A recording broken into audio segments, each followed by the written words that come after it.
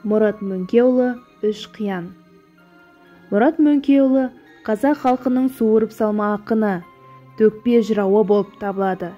Ол отаршылдық заманында қазақ жұртының қаналып, әбден қажыған сәтінде елдің жарасын жамап, қарапайым халықты өлең жырларымен рухтандырып отырған. Ел тәуелсіздігін аңсап, халықтың бүгіні мен кешесін сынай отырып салыстырған.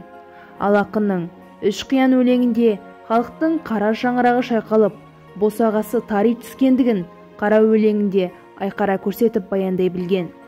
Адам пиғылының арамданып, заманның азғандығын ашына сөз етеді. Заманнан заман оралған, дүние шіркін соналған. Адыра қалғыр бұл қоныс, қайырсыз екен, озалдан деген бір шумақ өлеңнің өзінде терең мағына жатыр.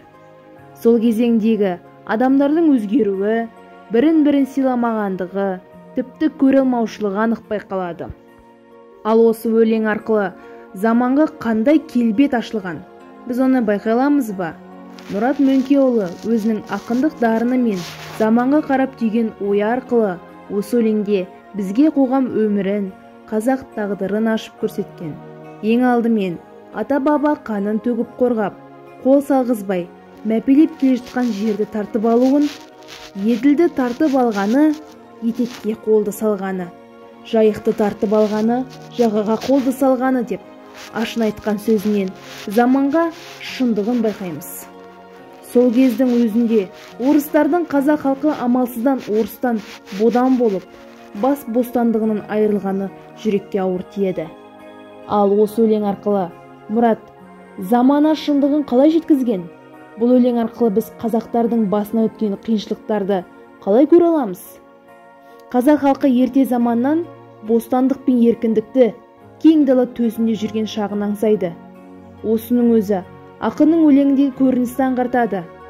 Бұндай ащы шындықты жырлайтын толғау арқылы қазақ өмірін, тіпті ішерге ас, киерге киім таппай қиналған адам өмірін көре аламыз.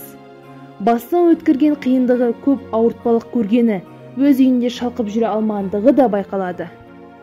Менің пайымдауым бойынша, ақын болашақ ұрпақтың өмірі үшін алаңдаған, солар үшін уайым кешіп, оларға ешкім қиянат істемесе деп күңірене толғанады.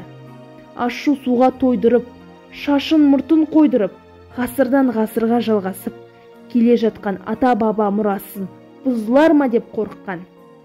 Бұның өзі ата-бабамыз қиын жағдайда өмір сүрсе де, келешектің қамын ойлауы олардың дана көйлігін, көрегенділігін танытады.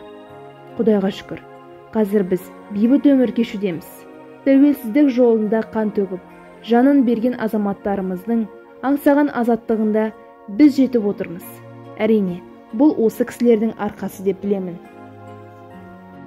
Қорыта келе, Мұрат Мөңкеұлы өз толғауы арқылы замана шындығы мен қулығын танытып, сол кезеңдегі қазақ халқының құрып кетпей, қаншама қиындықтарға төзе білгені үлкен ерлік деп есептеймін.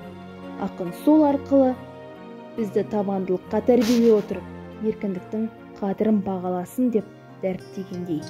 Көзімнің қарасы